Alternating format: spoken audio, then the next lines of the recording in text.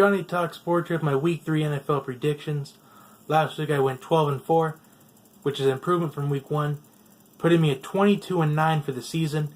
We're going to try to strive for 13-3. So let's get started. The Los Angeles Rams versus the San Francisco 49ers for Week 3's Thursday night game.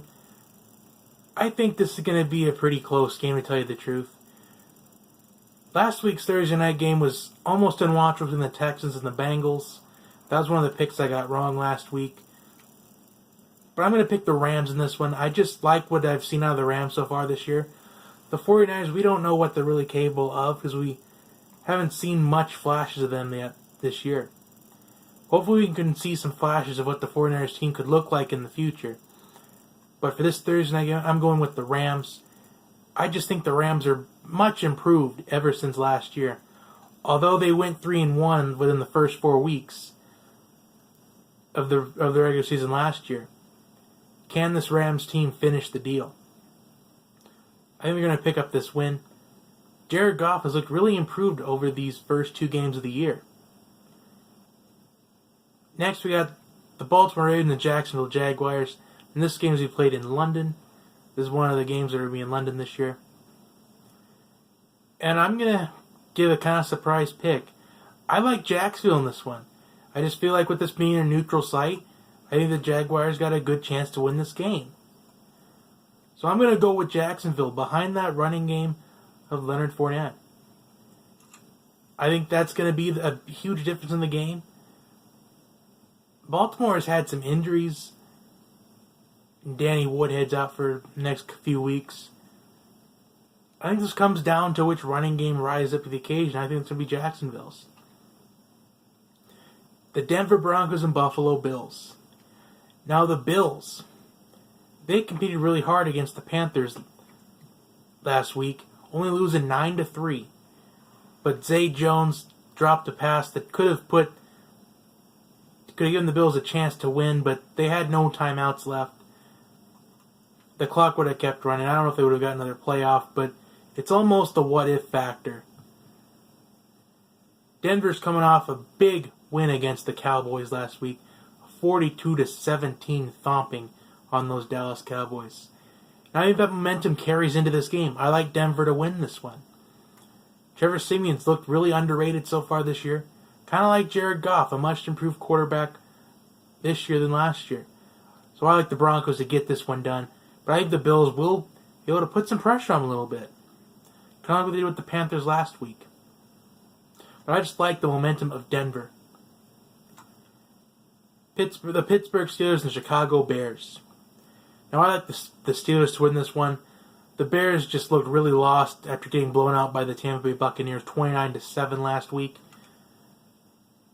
So I think the Steelers, especially with a huge momentum victory against the Vikings, I'm picking the Steelers to beat the Chicago Bears, and that is my lock of the week. The New Orleans Saints and Carolina Panthers. Now the Saints are 0-2 again to start the year, and the Panthers just survived last week against the Bills. And I think the Panthers will win this matchup despite not having Greg Olsen for the next 6 to 8 weeks. I just think there's going to be other receivers for the Panthers that can step up, like Devin Funches, Curtis Samuel. I think those two in particular are going to really step up within these next 6 to 8 weeks. So I like the Panthers in this matchup. I just feel like the Saints are kind of lost again this year. Maybe the Saints are going to part ways with Sean Payton by the end of the year. In fact, really quickly, here are 3 coaches I see getting fired by the end of the year. Sean Payton, Chuck Pagano, Todd Bowles. Those are the 3 coaches in particular I see getting the can at the end of the year. And Marvin Lewis might at the end of the year, maybe even before that, because they've already fired their offensive coordinator. So Marvin Lewis is his job is on the line at this point in the year. If the Bengals can't get some wins together, Marvin Lewis is going to join that group. Moving on, the Tampa Bay Buccaneers with Minnesota Vikings. We don't know if Sam Bradford is day to day. And Tampa Bay is coming off a good, strong start to the year. And I like that momentum to continue. Regardless if Sam Bradford plays or not, I like Tampa Bay to win this matchup. I just feel like Tampa Bay has too many offensive weapons for this Vikings defense to stop. Because the Vikings defense hasn't been the most productive defense so far. But they haven't been the worst productive defense yet either. In fact, the Vikings, in fantasy, they're ranked. They're the 28th ranked defense in fantasy. It kind of shows you the production the Vikings haven't had so far yet this year. So I like Tampa Bay's offensive weapons to be a huge difference in this ball game. The Cleveland Browns versus the Indianapolis Colts. This is the next matchup. The Colts have already ruled out Andrew Luck for Week 3. And now the Colts are a 2.5-point underdog. I just found it out this morning. And the Cleveland Browns, they've had some close battles this year so far. A close battle against the Steelers Week 1. The Ravens, they competed for a bit, but they pulled away toward the end. But I like the Cleveland Browns to win this matchup against the Colts because we have seen, it's been evident that the Colts are not the same team without Andrew Luck. So I like the Cleveland Browns to pull off this victory. I'm going to say it's a low-scoring game. I'm going to say 17-13. I think Isaiah Crowell might be the difference in that matchup. In fact, this is the perfect game for the Browns to get that running game going like they promised they would this year. The Miami Dolphins versus the New York Jets. Now we know the Jets are tanking. The Dolphins are coming off a close victory against the Chargers. I think Miami's going to win this matchup against the Jets. We just know the Jets are kind of tanking at this point, but the question is there going to be a game or two they win by accident? If there was a game they were going to win by accident, it would be this one. But I just can't see it happening with this Dolphins team, considering all the weapons that they have on offense. In particular, Jay Ajayi in the running back position, Devontae Parker, Jarvis Landry in the receiver position. Jay Cutler's got some great weapons in Miami this year. If he utilizes them perfectly, I think the Dolphins might be able to make the playoffs. We got the Houston Texans and the New England Patriots. This is almost another lock of the week. I'm picking the Patriots this one. If last week is any evident, Tom Brady is back. That one bad game fired up New England. I think they're going to carry that momentum into this ball game. They're back at home after the Week 1 loss. I think they're going to get it done. Because Deshaun Watson doesn't have much experience yet, especially because the Cincinnati defense is a much different animal than New England's defense, especially going in Gillette Stadium. I'm picking New England. Next, we have the Atlanta Falcons and Detroit Lions. Both these teams are 2-0 to start the year. The Falcons coming off a blowout victory against the Green Bay Packers. Detroit Lions coming off a blowout victory against the New York Giants on Monday Night Football. Now, the Lions are a really tough team to beat in Ford Field.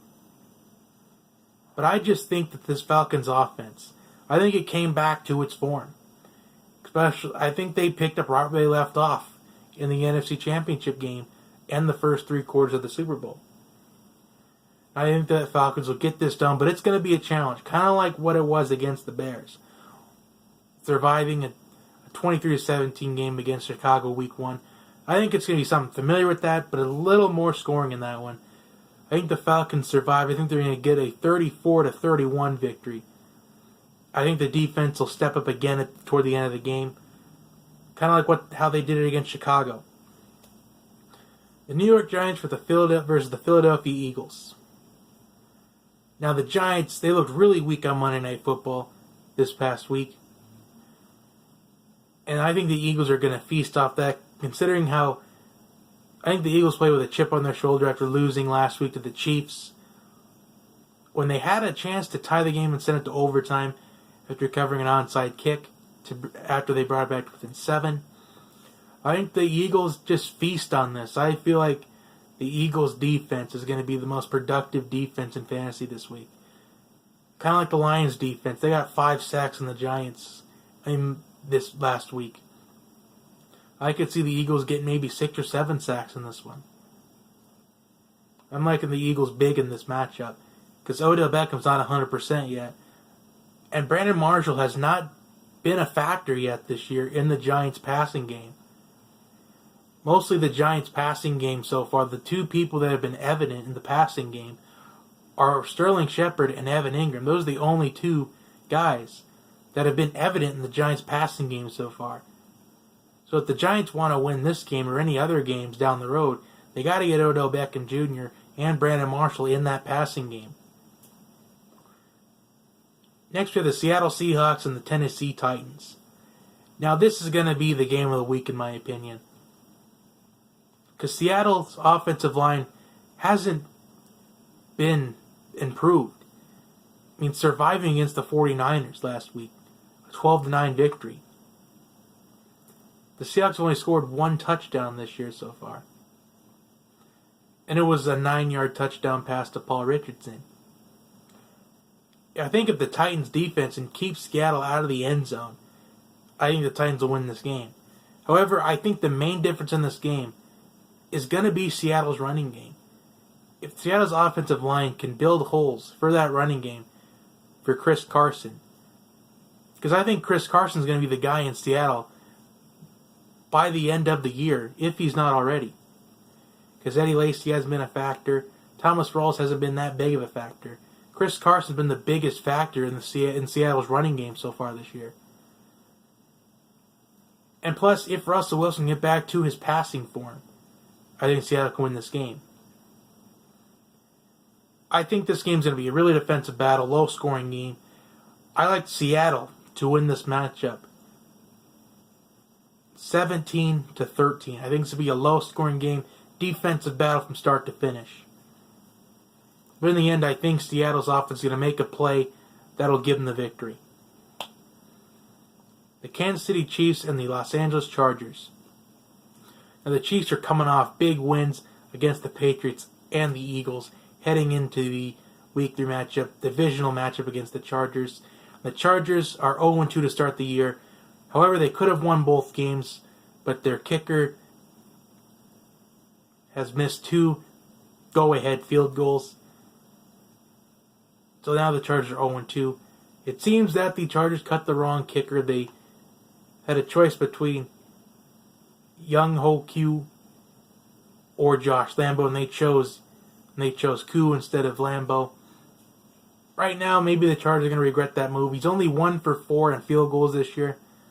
I feel like Josh Lambo would have made at least one of those 2 field goals. Just my opinion, being a Texas A&M fan. But I think the Chiefs are going to this game. Kareem Hunt is already having the rookie season of a lifetime at this point. Kareem Hunt's going to be a dark horse for Rookie of the Year. And plus the Chiefs got all these offensive weapons with Tyreek Hill, Travis Kelce. And Alex Smith, he's not the best quarterback in the league, but I think he's going to be good enough to win this matchup. However, if the Chargers have the lead in the fourth quarter, they have to finish the deal. Because the Chargers have a history of blowing big leads in the fourth quarter. But I think the Chiefs will win this game. I think they're going to win in dominating fashion, actually. I think the Chiefs are going to win. I think it's going to be 34-17 Kansas City. Next, we have the Cincinnati Bengals and Green Bay Packers. I'm taking the Packers in this one because the Bengals they have not shown any life on offense so far this year. In fact, A.J. Green's been quiet. Joe Mixon's been somewhat quiet, but he's made a little bit of noise, but not too much. Tyler Eifert's been quiet. The whole Bengals offense has been quiet. Andy Dalton's been extremely quiet, especially throwing interception after interception week 1 against the Ravens. And plus, when your offense hasn't scored a touchdown in the first 2 weeks of the year, the last thing you want to do is go on the road and play the Green Bay Packers. Especially after the Packers had a blowout, humiliating loss on Sunday Night Football to the Atlanta Falcons. The Packers play with a chip on their shoulder, and the Packers dominate this game from start to finish. Packers win 41-10. The Bengals will score a touchdown, but it's going to be from about 2 or 3 yards out, and it won't be a big deal. Because the Bengals' one touchdown is going to be a running touchdown, probably by Joe Mixon. But it will be from like 2-3 yards out, so it won't be that big of a deal. And plus, it'll probably be in garbage time anyway. Now we have the Oakland Raiders and Washington Redskins. 2 more games to pick. So I'm going to go through this quickly. I think the Raiders are going to get this win. Although the Redskins have a good shot to win this game, I just like Oakland's receiving core over this Redskins secondary. Because Josh Norman is an overrated corner. Whoever he's going to cover, whether it's Michael Crabtree or Amari Cooper, it's just going to, even if they try double teaming one of those guys, it's going to open up somebody else. I think the Oakland Raiders are going to beat these Redskins. I think it's going to be 34-14. I think the Raiders get a 20-point victory on the road against the Redskins. Next, for the Monday Night Football game between the Dallas Cowboys and Arizona Cardinals. The Cardinals coming off an overtime victory against the Indianapolis Colts.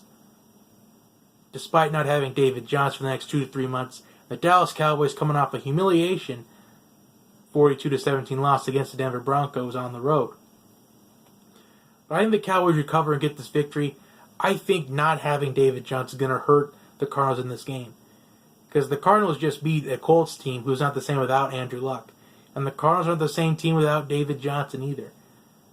I think we're going to see the tale of those two different teams, the Colts and Cardinals. They're almost the same team.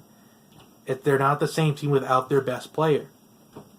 I think the Cowboys recover in this game. I think it's going to be closer than what people think. I think it's going to be, I'm going to say 23-13. I think the Cardinals' defense keeps them in there a little bit, but by the end of the half, they're going to do something they needed to do last week, and that's feed Zeke. I think Zeke's going to have a nice recovery game. I think he's going to get in between 85 and 100 yards in this matchup. I like the Dallas Cowboys. So those of you keeping score at home, I've got the Rams, Jaguars, Broncos, Steelers, Panthers, Buccaneers, Browns, Dolphins, Patriots, Falcons, Eagles, Seahawks, Chiefs, Packers, Raiders, and Cowboys all winning this week. Comment your picks down below. Like and subscribe to the channel. We are close to 1,000 subscribers. Less than 60 away. We can get those 60 subscribers by the end of the year. In fact, I already know that we're going to get there. May even get there faster than that. We may even get there by the end of October. Anyway, like and subscribe to the channel. Share it with your friends and family. I will see you next time. Have a great day, everyone.